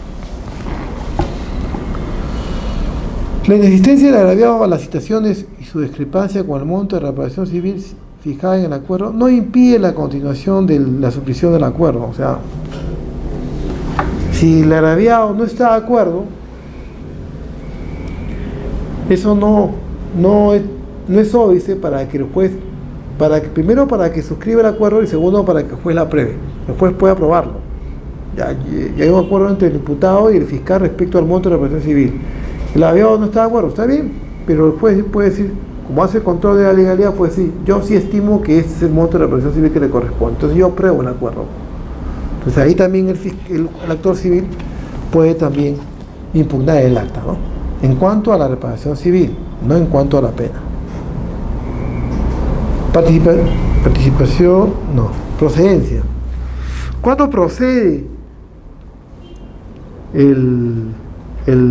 la colaboración eficaz? Para la aplicación del beneficio por colaboración, la persona debe primero haber abandonado todas sus actividades delictivas, o sea, debe haber renunciado ya a todo lo que es delito, ya no puede cometer más delitos, ya no puede dedicarse más a la actividad delictiva, ¿no? Admitir o no contradecir libre y expresamente los hechos en que ha intervenido o que se le imputen. O sea, él tiene que aceptar los cargos, no puede contradecirlos. Presentarse al fiscal siempre mostrando una predisposición de proporcionar información eficaz, ¿no? Los delitos que pueden ser objeto del acuerdo son asociación ilícita, terrorismo, lavado de activos, delitos informáticos, contra la humanidad, trata de personas y sicariato, ¿no? Para todos los casos de criminalidad organizada previstos en la ley de la materia, creo que era 30007, si no me equivoco, 30077 era la ley de crimen organizado. Concusión, peculado, corrupción de funcionarios, delitos tributarios, delitos aduaneros, contra la fe pública, contra el orden migratorio, ¿no? Siempre que el delito sea cometido en concierto o pluralidad de personas, ¿no? Y acá quiero detenerme y hacer un distingo entre concierto y banda. Nosotros sabemos que la banda ya tiene una estructura organizacional, ¿no? O sea, tiene un jefe, tiene una cabecilla, cada uno cumple una función específica, ¿no? Por ejemplo, hay una persona que se encarga de operaciones, otra persona que se encarga del apoyo logístico, otra persona que se encarga de los instrumentos, del armamento, pero todo ya tiene una cabecilla, tienen ya funciones establecidas, divididas, o sea, ya está todo organizado, no es como una empresa, ¿no? Esa es la banda. Y el concierto es cuando, por ejemplo, 2 o 3 personas están reunidas y en ese momento deciden cometer un delito. Es como, por ejemplo, que yo estoy con 2 personas ahí tomando unos tragos, ¿no? En La Victoria, y por ahí se estaciona un carro, pues, ¿no? Un Audi, ¿no? Y entonces, como estamos mareados todos y necesitamos plata para seguir tomando, luego hay que atracarlo, ya, pero vamos a atracarlo. Van y le roban todo a la persona que estaba ahí como conductor, con su enamorada. Entonces, ese es concierto, ¿no? Cuando en eso se reúnen y en ese momento deciden cometer delito. No es que tengan una estructura organizada. Yo les voy a contar una anécdota. En la avenida, una vez yo cuando era muy independiente defendí a una persona que cayó justamente cuando fue a robarle a un señor que había estacionado su carro ahí en La Mar. Este tipo vivía en La Mar, que está a la espalda, la avenida La Mar, que está a la espalda de la residencia Santa Cruz. Ese sitio es medio maleado, ¿no? O sea, ahí hay sitios donde venden droga, hay menos callejones ahí, ¿no? Claro. Entonces, el tipo estaba tomando en la calle con unos amigos. Entonces viene un carro, era como a las 12 de la noche, un carro se estaciona y apaga sus luces todo y se queda ahí pues como 1 hora, 2 horas. Entonces los tipos, como eran medio maleados también, estaban tomando, y luego porque yo fui su abogado de uno de ellos, deciden robarlos, vamos a ponerlos, y van a poner. Entonces llegan al carro, abren la puerta, todo, porque tenía sus armas y todo, ¿no? Llegan y al final, cuando se acercan, encuentran a un moreno que estaba teniendo relaciones con un señor que supuestamente era el dueño del carro. Pero este señor era un coronel de una institución castrense. Entonces sacó su arma y comenzó a disparar todo y lo hirió. Otro al final los capturó. Y entonces al final vino después de la policía y todo, lo llevaron pues, se escaparon 2 y uno cayó, que era justamente el que yo defendía, ¿no? Cuando era muy independiente. Entonces ahí ya pues dije, ya declárate, confieso, ¿qué vas a hacer? Pues si está agarrado con la muestra más. Sí, pues entonces ya se declaró y logró reducir un poco la pena, ¿no? Pero le salió el tiro por la culata, pues, ¿no? ¿Quién iba a pensar que el tipo que estaba adentro era el chofer, era moreno, y el otro era el coronel de una entidad castrense y era homosexual, pues? Entonces estaban ahí haciendo su cochinada, pero cuando cae justo el tipo sacó su arma todo y al final los capturó, ¿no? Entonces, procede, como he dicho, para los delitos de concusión, peculado, corrupción de funcionarios, delitos tributarios, delitos aduaneros, contra la fe pública y contra el orden migratorio, siempre que el delito sea cometido en concierto o pluralidad de personas. Otros que establezca la ley. No será obstáculo para la elaboración del acuerdo cuando se trate de concurso de delitos y uno de ellos no corresponda a los delitos mencionados. Si es un concurso real o ideal de delitos y ellos no están dentro de los delitos que menciona la norma para acogerse a este beneficio, no tiene nada que ver. El acuerdo se llevará a cabo sobre los delitos que están contemplados aquí, y el otro seguirá su curso normal. Beneficio premial para el colaborador. Hemos dicho que acá tiene un beneficio, porque eso es lo que persigue en todo caso estos procesos especiales de colaboración eficaz, y también el que hemos visto de determinación anticipada, que el imputado reciba un beneficio, ¿no? Porque si no, entonces no se desnaturaliza en todo caso esta institución. Se otorga mérito al grado de eficacia e importancia de la colaboración en concordancia con la entidad del delito y la responsabilidad del hecho. ¿Cuáles son los beneficios que persigue o que obtiene el colaborador eficaz? La exención de la pena, que como decía el doctor San Martín, es un perdón de la pena, no estamos hablando del delito, sino de la pena. La disminución de la pena, la suspensión de la ejecución de la pena, ¿no? Estamos hablando en este caso ya cuando es sentenciado. Y la remisión de la pena para quien está cumpliendo una condena también, ¿no? Ya sé cómo hacer la suspensión de la pena si ya está sentenciado. La colaboración eficaz no se da antes del proceso. No, la norma señala que la colaboración eficaz puede darse cuando estás en investigación todavía, cuando estás en proceso o cuando estás sentenciado incluso. O sea, hay dos momentos. Por eso habla de la suspensión de la ejecución de la pena. Claro, o sea, ya viene cumpliendo en la parte que le falta poco cumpliendo, la cumple, pero el beneficio de disminución de la pena podrá aplicarse acumulativamente con la suspensión de la ejecución de la pena. Y en caso de que el acuerdo de beneficio y colaboración sea de pena efectiva, el sentenciado no podrá requerir la aplicación de los beneficios penitenciarios previstos en las leyes de la materia, si es efectiva la pena. La excepción y remisión de la pena exigirá que la colaboración sea efectiva y la información eficaz, vale decir que permita evitar el delito de especial connotación y gravedad, identificar categóricamente y proporcionar la detención de líderes de especial importancia de la organización delictiva, descubrir aspectos sustantivos de la fuente de financiamiento y aprovisionamiento de la organización delictiva. Los jefes, cabecillas, dirigentes principales de las organizaciones delictivas podrán acogerse únicamente al beneficio de la disminución de la pena o suspensión de la ejecución. O sea que acá ellos no proceden, no tienen excepción o remisión de la pena, solamente tienen disminución de la pena o suspensión de la ejecución. El acta de colaboración eficaz. El fiscal, combinando los actos de investigación, si considera procedente la concesión de beneficios, elaborará un acta con el colaborador que deberá contener. Hemos dicho que esta acta se llama acta de beneficios y colaboración. Ese es el nombre que tiene el acta, ¿correcto? El beneficio acordado, o sea, hemos visto que es suspensión, ejecución de la pena, remisión de la pena, exención de la pena y otros más. Los hechos a los cuales se refiere el beneficio, ¿no? Las obligaciones a las que queda sujeta la persona beneficiada, ¿no? Porque, o sea, tampoco se le va a premiar, ¿no?, con un beneficio y ya, no, también tiene ciertas obligaciones que cumplir. Y si ellas no son cumplidas, hemos dicho que pueden ser revocadas al final.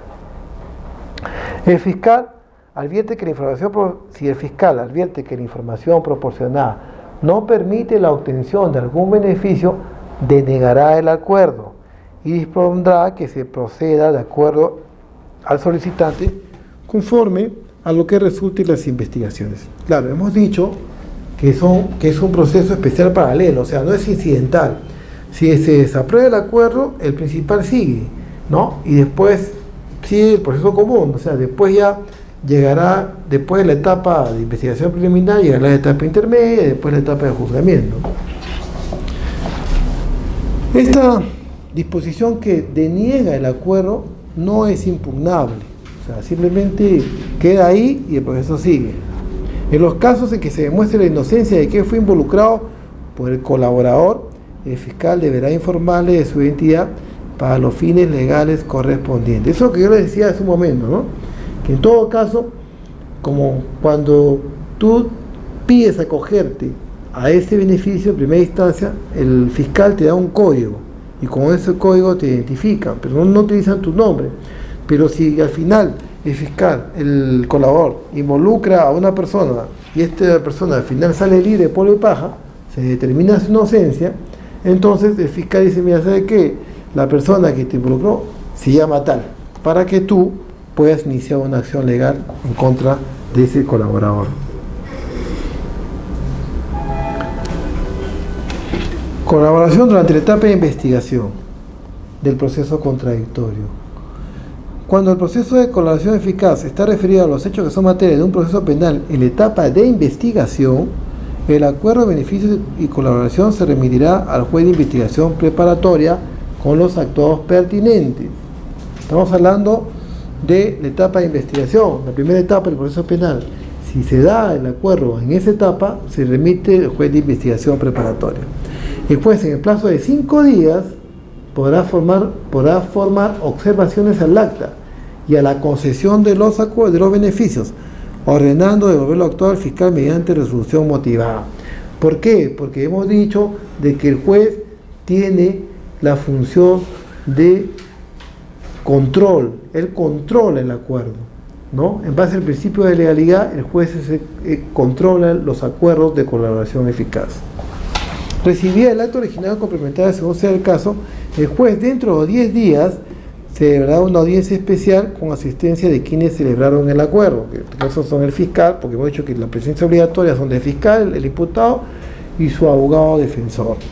La parte, el actor civil podrá también haber firmado el acuerdo si él le ha manifestado esa voluntad al fiscal y si ha asistido a la audiencia. El juez verificará que el colaborador conozca los alcances del proceso especial. En dicha diligencia se levanta un acta con todas las incidencias que se produzcan en ella. Culminada la audiencia, el juez dentro del tercer día dictará el auto desaprobando el acuerdo o sentencia aprobatoria según sea el caso. Ambas soluciones pueden ser apeladas. Ojo, si aprueba o desaprueba pueden ser apeladas por las partes. El agraviado, siempre que haya manifestado su voluntad de intervenir en el proceso y que se haya constituido en parte civil, podrá impugnar la sentencia aprobatoria en cuanto a la reparación civil, nada más. O sea, él solamente tiene que intervenir en cuanto al monto de la reparación civil, no puede impugnar la pena, ya hemos dicho eso. Si el juez considera que el acuerdo no adolece de infracciones legales, no resulta irrazonable o no es evidente de su falta de eficacia, aprobará el acuerdo e impondrá las obligaciones que correspondan al colaborador.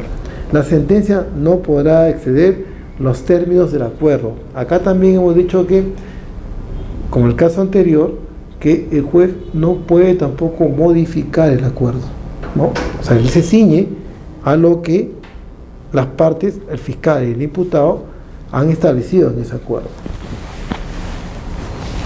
Colaboración durante las otras etapas del proceso contradictorio. Cuando el proceso de colaboración eficaz se inicia y estando el proceso contradictorio en el juzgado penal y antes de iniciarse el juicio oral, ¿no? O sea, ya hemos pasado a la etapa intermedia, el fiscal remitirá el acta con sus recaudos al juez penal. El juez penal celebrará una audiencia privada, ¿no?, especial para tal efecto. La resolución del juez penal que se pronuncie sobre la procedencia o improcedencia de los beneficios es apelable. A cualquiera de las partes que esté inconforme puede interponer su recurso de apelación. Si la colaboración se inicia con posterioridad a la sentencia, el juez de la investigación preparatoria solicitará al fiscal, el juez de investigación preparatoria, a solicitud del fiscal, podrá conceder la remisión de la pena, la suspensión de la ejecución penal, la suspensión de la ejecución de la pena, la conversión de la pena privativa de libertad por multa o prestación de servicios o limitaciones de días libres, Eso es cuando ya estamos hablando de un sentenciado, que está cumpliendo condena ya en un penal. El juez deberá indicar en su resolución los motivos de su decisión de desaprobar el acuerdo. O sea, no puede decir desaprueba, tiene que fundamentar por qué desaprueba. ¿Cuáles son los beneficios que otorga? La exención de la pena, la disminución de la pena hasta un medio por debajo del mínimo legal, la suspensión de la pena, la liberación condicional, la revisión de la pena que falta para que él viene cumpliendo condena. tanto la exención como la revisión de la pena se exige que la colaboración permite evitar un nuevo delito, ¿no? Esto ya lo hemos visto, se ha aplicado acá. Los acuerdos, el acuerdo establece que pueden celebrarse acuerdos preliminares o convenios preparatorios. Hemos dicho que los acuerdos preparatorios, ¿no?, todavía no son firmes, no son antes de que se apruebe el acuerdo final, ¿no? Se realiza en base a la calidad de la información ofrecida y la naturaleza de los cargos de imputación. No se trata de un acuerdo definitivo y está sujeto a la fase de comprobación.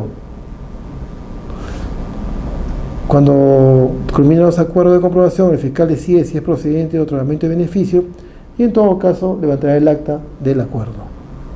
Ahí están las obligaciones del colaborador eficaz. Tiene que informar su cambio de residencia, ejercer profesión, oficio o ocupación lícitos. Es parecido cuando es una sentencia suspendida condicionalmente, ¿no? Más o menos parecido. Reparar los daños causados por el delito, someterse a la vigilancia por las autoridades, observar buena conducta individual, familiar y social, abstenerse de tomar bebidas alcohólicas, no salir del país, ¿no?, sin autorización judicial, cumplir con las obligaciones del Código de Ejecución Penal y acreditar trabajos y estudios. En la práctica, por ejemplo, ¿qué hacemos? Si yo quiero autorización judicial, tengo que pedir al juez, ¿no? Pero tengo que presentar un escrito y decir, señor juez, necesito autorización judicial para poder salir del país porque tengo que viajar a Estados Unidos por cuestión de trabajo. Estaré de tal fecha a tal fecha. Entonces el juez saca una resolución y dice, autorícese al sentenciado tal a salir del país de tal fecha a tal fecha. Y con eso sales, ¿no? Porque unos que también salen y ya no vuelven, ¿no? ¿Y autorización de viaje, doctor, hay previa consignación de pago o sin? No. Solamente la... Claro, tú presentas tus documentos que acrediten que efectivamente vas a viajar por estudios, por trabajo, ¿no? Yo me acuerdo que un tiempo cuando yo litigaba, hace tiempo, no estaba sentenciado, tenía un proceso abierto con comparecencia restringida y una de las reglas de conducta era esta, ¿no? O sea, no salir del país sin autorización judicial. Entonces le pedí al juez porque él tenía que... pero él vivía en Estados Unidos. Entonces él vino acá al Perú. Y acá había su casa, pero tenía que salir. Entonces le pidió autorización para que el día vaya, para que regrese a su país de origen, para que pueda ejercer su trabajo, porque justo le había llamado para un trabajo. Entonces presentamos toda la documentación, todo, y el juez ordenó ya, autorice para que salga ya, pero eso sí tenía que venir cada mes a firmar. Entonces él gastaba su pasaje y venía, ¿no?, todos los meses a firmar. ¿Y no podía firmar en Estados Unidos? Después se abrió Después se pidió que se abra un cuaderno de registro de firmas en el consulado de Estados Unidos en Perú. Pero justamente cuando ya estaba en trámite salió la sentencia absolutoria, entonces ya carecía de objeto, ¿no? Pero sí se puede pedir, ¿no? Tuve un caso yo también donde un sentenciado ya tenía que ir a firmar y viajó a Canadá, creo, y en Canadá también se pidió al consulado, al juez, ¿no?, que oficie para que el consulado haga un registro, y ahí sí le abrió el registro y iba a firmar todos los meses, ¿no? ¿Qué pasaría si viola uno tiene comparecencia y se va de viaje? El Poder Judicial no lo investiga. Viene después. Lo que pasa es que tú puedes pedir que se revoque ya la regla de conducta. Tienes que pedir que lo ponen en evidencia, sacan por así, tienes que pedir que se revoque el claro, que se varíe la detención, la pena suspendida por efectiva. Pero yo te voy a poner un caso. Por ejemplo, en estafa, generalmente en estafa, ¿qué están haciendo ahora los jueces? En la sentencia ponen, se le condena por el delito de estafa a 4 años de pena privativa de libertad suspendida condicionalmente por las siguientes reglas de conducta, ¿ya? Entonces pone, venir a firmar cada mes, sistema biométrico, no frecuentar lugares de esa reputación, ¿no? Pedir autorización cada vez que salga, judicial cada vez que sale del país, no sentarse de su domicilio habitual, y ponen ahí, devolver el monto, ¿no?, apropiado indebidamente, ¿no?, en el plazo de 90 días, una vez que esta sentencia quede consentida o ejecutoriada. Entonces, ahí, si no devuelve el monto, lo apropiado indebidamente, entonces tú puedes pedir que se revoque, ¿no?, o se varíe la pena suspendida por efectiva. Pero algunos jueces antes no podían eso, o sea, simplemente agarraban y decía sentencia condenatoria por delito tal, y también se ordena que devuelva el monto indebidamente apropiado. No ponían el tiempo. No, pero no lo ponían como regla de conducta. Entonces, si no lo pones como regla de conducta, tú no vas a pedir que se varíe, porque, ¿no? Entonces, ese es el clic del asunto, porque si tú agarras, si no lo ponías como regla de conducta, no podías pedir que se varíe porque no ha pagado, no ha devuelto la plata. Pero cuando sí lo pones, sí, ahí sí tú puedes exigir, ¿no? Ahí sí, a toque pides que se cambie, si no ha cumplido 90 días, y automáticamente te pagas. Lógicamente que hay personas que son bien conchudas, ¿no?, que te ponen ahí, no, que estoy enfermo, que puedo pagar $100 mensuales porque no tengo trabajo por acá, que por allá, pero al final de cuentas el juez es el que toma la decisión. En misión Aristerio, ya creo que está poniendo la cantidad del día ya. Claro. Sí, está poniendo 30 días, ¿no? Le han plazo 30 días. Claro, es que en ese caso sí, ¿no? Porque ya hay una sentencia ya judicial, ¿no? Y todo el tiempo que duró el proceso penal, ¿no? En todo caso ya, y lógicamente ya tiene que cumplir, aparte son sus hijos, ¿no? Pero por ejemplo, la posesión ilícita de estafa, delito contra el patrimonio, te pone como motivo ahí, que devuelva, te puede poner también 60 días, ¿eh? De acuerdo al juzgado, te puede hacer 30 días, 60 días o 90 días, ¿no? Pero desde que quede consentida ejecutoria la sentencia, generalmente dicen las sentencias condenatorias. No es desde que salga la sentencia de primera instancia, sino desde que quede consentida ejecutoria. Y si esa pelada parte más se dilata. Más se dilata. Y el tiempo de prescribir también. Claro, de ahí no se podría ejecutar, o sea, el tiempo que faltaba, de repente solamente son 2 meses. Saca la sentencia, va a captura por 2 meses, por 2 meses ya no, pues, porque ya pasó el término de la condena, ¿no? Y se ha dado esos casos Sí, pelado, sí. Y es prescribible. Sí, ya no podías ya meterlo a la cárcel. Tenías que requerirlo, tenías en todo caso ir a vía civil, ¿no? O pedir el embargo. Embargo los bienes, no tiene nada que hacer embargar. Y de acuerdo al Código de Procedimientos Penales, el embargo tiene que ser de tipo Código Procesal Civil, ¿no? O sea, tiene que agarrar, presentar su solicitud, o sea, medio complicado eso ahí. Revocatoria de los beneficios. Casos en los que se aplica la revocatoria de los beneficios. Si el beneficiario infringe la condición de la comisión de un nuevo delito, o sea, si él vuelve a cometer un nuevo delito, entonces el beneficio queda sin efecto y se revoca. O si infringe unas reglas impuestas por el legislador, ¿no? Las reglas que hemos visto anteriormente. Entonces son 2 supuestos: si comete un nuevo delito, y en todo caso si infringe una de las reglas de conducta de las obligaciones establecidas por el juez al momento de aprobar el acuerdo de beneficios, ¿no? ¿Cuál es el trámite? A pedido del fiscal, el juez procederá a una audiencia va a convocar a una audiencia de revocación con la presencia obligatoria del fiscal y las personas que suscribieron el acuerdo de celebración. Después de escuchar a las partes, el juez resolverá si procede o no la revocatoria mediante auto dentro del plazo de 3 días, ¿no? Ejemplo, si la revocatoria es de beneficio de exención de la pena, el fiscal formulará acusación, el juez dictará auto de enjuiciamiento y fijará día y hora para la celebración de la audiencia pública a fin de debatir las pruebas ofrecidas dictando por la sentencia respectiva. Claro, pues hemos dicho que la exención de la pena es cuando se perdona la condena, ¿no? O sea, es un perdón penal, como lo dicen. Entonces, pero si le perdonan, acá ya no, acá simplemente agarras y ya viste el rato de enjuiciamiento, fijas fecha, todo para sentenciarlo, ¿no? Bueno, eso era todo lo que es colaboración eficaz. ¿Alguna pregunta? Sí, doctor, dice casos en los que se aplica, uno de ellos dice que infringe la comisión de comisión de un nuevo delito intencional. ¿Hace referencia solamente a delitos dolosos? No, la norma no señala y si es doloso o culposo, y por lo tanto se puede contemplar también los culposos, porque no, la norma no lo señala, o sea, no hace ese distingo, pero generalmente es un delito. Mira, yo generalmente cuando he visto temas con la Procuraduría ha sido por delito doloso, por culposo no he visto muchos, ¿no? Pero ojo que la norma no, Matías, lo que no está prohibido está permitido. Y si la norma no establece una diferencia, podría aplicarse, ¿no? Un nuevo delito, dice. Delito intencional. Si es intencional es doloso. Yo tengo una pregunta.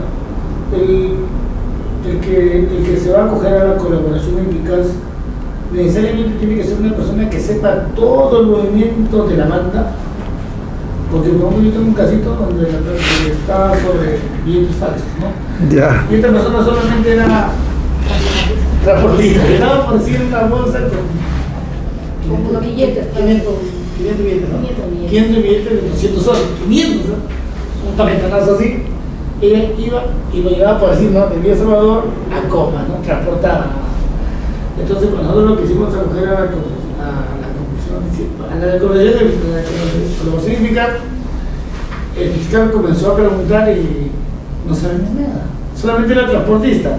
¿Y cómo se llama el cabecilla? Le dice chueco, por decir, ¿no? La tienda fulana, pero no tenía, por decir, la imprenta, donde no tenía bases como poder acogerse a lo de milagro. Entonces, mi pregunta era esta, tiene que saber realmente si se va a acoger a esta colaboración, tiene que ser una persona que sepa el movimiento, que esté dentro del engranaje. No tanto el movimiento, porque lo que hemos visto acá es que la norma señala o hace mención a que aquel que se acoge a la colaboración eficaz tiene que proporcionar información que pueda servir para ¿qué? Para desarticular la organización criminal, por ejemplo, para que se pueda identificar a los autores, ¿no?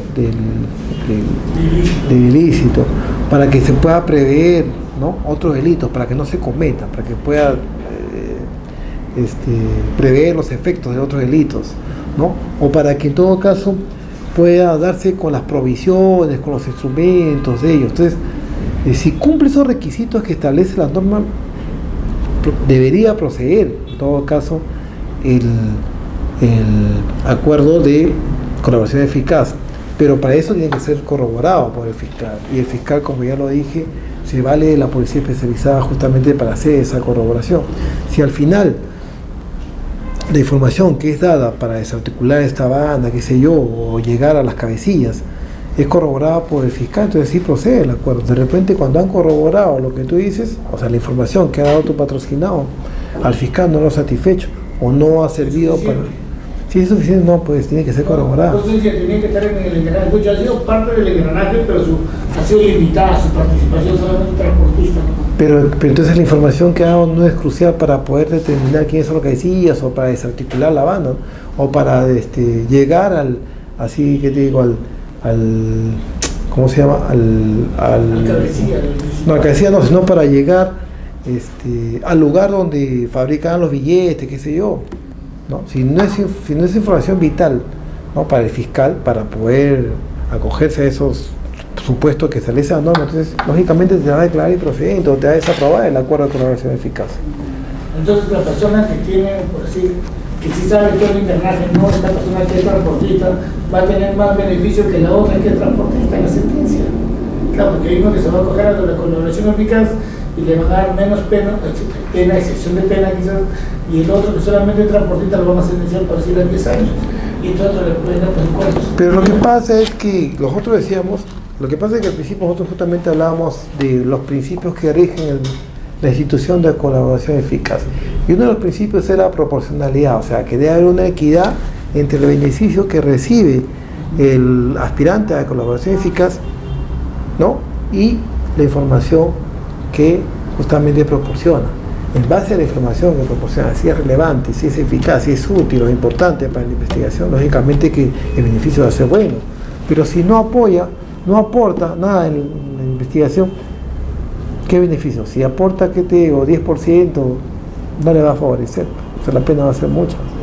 En base a lo que es proporcionado, a la información que da, y esa información, como dije, tiene que ser corroborada, porque como le dije al principio de la clase, esa institución tiene como su fuente la legislación colombiana, y cuando salió en el año 2000, ¿no? Decían de que era que al final con esta legislación nos habíamos convertido en un país de chismosos, ¿no? Salió el año 2000 con la ley 27378, que solamente tipificaba o establecía que la colaboración eficaz solamente era para los delitos de crimen organizado y delitos de terrorismo. Después con el Código Procesal Penal ya se amplió a otros delitos, que hemos señalado también. Pero fue muy criticado en el año 2000 porque esto salió más que todo para los delitos que se habían cometido en el año 90 en el país, ¿no? Pero al final, como te digo, o sea, fue criticado por los juristas porque decía que esto había convertido al país en un país de chismosos, porque a veces la información que da no se corroboraba, y si no se corroboraba, no era fundamental o vital o no era eficaz para la investigación. Entonces no está en base a lo que él sepa, sino en base a la información que él brinde y que pueda servir para justamente, como digo, desarticular la banda, agarrar a los cabecillas, ¿no? O detener los efectos de otros delitos que se van a cometer, o evitar que se cometan otros delitos futuros. A eso va. ¿Otra pregunta? Esperemos que mañana ganemos, ¿no? Sí, eso iba a decir, mañana ganamos 1-0. Hay una clase que no se llevó el día jueves. Sí. Sí, yo hablé con Silvia y me dijo, yo dije para dictar el miércoles. Mañana no, porque mañana es el partido, ¿no? Pero me dijo que iba a conversar con ustedes, ahí se podían venir el miércoles. Pero después me ha dicho para la próxima semana. O sea, yo de otra manera después vengo a dictar la clase. Pero el lunes no puedo porque el lunes tengo un juicio oral en Tacna. Entonces estoy... ¿Este jueves sí hay clase? Sí, te jueves sí hay clase. El lunes yo no podría, o sea, de mi módulo falta solamente una clase, o sea, faltaría una clase. El jueves es la tercera clase y la clase que falta sería en todo caso el lunes, pero el lunes no voy a poder venir porque tengo un juicio oral. Entonces tendría que venir jueves, salvo que ustedes puedan venir un miércoles. ¿Esta semana? La otra semana, digo, o martes.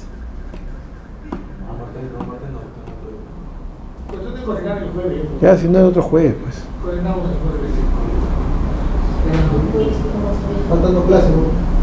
Claro, una el jueves, pues. Y la última, que era la que falta el día martes, es la otra semana, pero será el jueves, pues, porque el lunes no puedo. Jueves, lunes, sí, porque el lunes tengo, este jueves de clase, porque tengo un juicio oral en Tacna.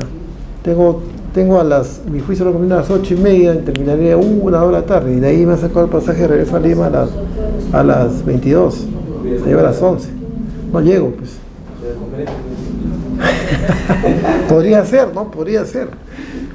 Ese curso acá, el curso acá, más que todo sería un curso teórico práctico, ¿no? O sea, este curso, estos diplomados, o sea, yo soy opinión, o sea, ¿para qué? O sea, yo agradezco que me haya invitado a dictar el curso, pero generalmente esos cursos para mí deberían ser teórico práctico. O sea, hacer acá un escenario ficticio, contrainterrogatorio, un examen, por ejemplo, o preguntas abiertas, preguntas cerradas. Entonces ahí para que ya sepas, no sugestiva, no repetitiva, no impertinente, o sea, las preguntas para que veas cómo, porque a veces muchos a veces tienen temor cuando salen, o sea, tú agarras y puedes leerte bien las técnicas de litigación oral, pero cuando sales te pones un poco nervioso también, ¿no? Comienzas ahí a hacer las preguntas y a veces se te va, ¿no? Hacer preguntas abiertas o cerradas. Entonces, es bueno, ¿cómo se llama? Que uno se vaya fogueando, ¿no? Yo inclusive cuando hago mis preguntas, a veces también un poco nervioso cuando empiezas, ¿no? Después ya más o menos te vas soltando, o sea, no es que tampoco sea fácil, ¿no? Y más si son abogados que se especializan en la materia, olvídate. Algo que se dedica solamente a eso, al examen y al contraexamen. Entonces comienza así, o sugestiva, no. Hasta los fiscales también a veces tienen un poco de temor cuando van, ¿no? a preguntar. Entonces, vamos a ver, voy a ver si puede hacer un taller, ¿no? Un curso taller que sería mejor, ¿no? Que sería en todo caso, un sábado sería, pues. Un sábado de 8 a 1, por ejemplo. Un solo curso nada más taller. Otro día, sábado tengo doctorado en la universidad. ¿Sí? De 7 a 3. Pues yo por ejemplo, sábado yo estudié la Villarreal, estudié la maestría. Y el doctorado... Ahora es un año, ¿no, Marcial? ¿Qué cosa? La maestría sí, yo estudié 2 años. Yo estaba esperando a que salga de un año y me cansé de esperar. Y recién este año ha salido un año, ¿no? Sí, y el doctorado son 3 años, ¿eh? Ah, bueno, no sé. Sí. No hice mi doctorado, pero bueno, yo quería sacar mi título de magíster para poder hacer doctorado. Ahora tengo que hacerlo, ahora tengo que estudiar 3 años. Sí. Doctor, ¿cómo le fue lo de Acuña? ¿Cuánto lo sentenciaron a muerte? Acuña lo absorbieron. ¿Lo absorbieron ahí? Claro, lo absorbieron, claro. ¿Qué? ¿Por el dinero que dijeron plata como cancha? Claro, lo absorbieron. Salieron los medios, lo absorbieron. Decían que solamente quedó en intención, o sea, no se materializó. Lo absorbieron, pero yo apelé, o sea, yo no fui. Delegué a una abogada allá y la abogada apeló. ¿Apelado? Sí. Pero ustedes apelan en la parte de la reparación. No, ya apelamos todo. En su conjunto. Por el Estado, pues, ¿no? Claro. ¿Y la fiscalía? La fiscalía la fiscalía se apeló. No, ahí no se puede reservar derecho. Ahí no te puede reservar. Entonces, Es con el nuevo código. Ahí no, tengo un nuevo código. Claro. Entonces. Ahí no te reservas. Ahí no te reservas. O la fiscalía había formulado acusación, la fiscalía se ha apelado también. Todo apelado. Sí. Claro, la fiscalía se ha apelado. Más bien es el plazo para fundamentar, porque son 5 días desde que tú apelas para fundamentar o formalices los fundamentos de la apelación. Es el juez, pero yo ahorita estoy de vacaciones, por eso he venido así sport. Entonces ahí ya le leo a una abogada para que pueda interponer, fundamentar los recursos, que debe ser miércoles a más tardar. Pero hay delito en eso, el hecho de hacer propaganda, plata como cancha, no hay dinero, ¿no? Pero está el delito sustentado ahí. Bueno, hay testigos que dicen de que fueron y ofrecieron víveres y otras cosas más, ¿no? Que justamente han ido a juicio oral, ¿no? Entonces hay testigos, porque él hablaba de plata como cancha, ¿no? Te queda la acá para que vote. Eso es lo que salió en el video, ¿no? Lo que hemos visto en el video. Ahora hay testigos que dicen de que han ido, que les han dado algunos víveres, ¿no? Algunas dádivas para que puedan votar por él. Por eso es que la fiscal se basaba en esos testigos y formuló acusación, o sea, formuló un requerimiento de acusación, ¿no? Entonces, vamos a ver qué dice la sala, ¿no? En la sala ya voy yo a hacer el informe, ¿no? ¿Y que los testigos, el juez que se basó para resolverlo? Que no se materializó, o sea, dice que solamente fue una intención, no se materializó. El Código Penal dice la pena adquiere la lesión o puede ser peligro de los bienes públicos de la ley. ¿En qué se perjudicó el Estado? El Estado se perjudicó porque al final aparentemente se habría cometido el delito de inducción al voto, de ¿cómo se llama? De comprar votos, o sea, corrupción del voto, comprar votos para que, claro, ahí el bien jurídico penalmente tutelado en el delito contra el derecho de sufragio es el derecho de sufragio que está dividido en 2 partes, tanto el sufragante como el Estado, ¿no? Pero como el proceso electoral, ¿no? Que viene a ser representado por el Estado. En todo caso, acá el bien jurídico penalmente tutelado que se ha violado es el derecho de sufragio en base al proceso electoral, porque tú no puedes supuestamente comprar votos, ¿no? Entonces ahí, el caso del derecho de sufragio que está dirigido al sufragante es cuando tú agarras y por ejemplo le impides que él vote, ¿no? Que él vaya a emitir su voto. Claro. No, dice que solamente quedó en intención. Quedó en intención, no se materializó. O sea, lo que él dijo quedó en intención, pero no se materializó. Eso es lo que ha dicho el juez. Pero la fiscal tenía otros argumentos, porque no le digo que había algunos testigos que decían que había ido a dar y a vivir esto. Entonces él dice que efectivamente, la fiscal dice que efectivamente sí hay elementos de convicción, ¿no? Del delito. Pero vamos a ver, está apelado, vamos a ver qué resuelve la sala, ¿no? ¿Vamos a pregunta? Nos quedamos ahí entonces. Listo.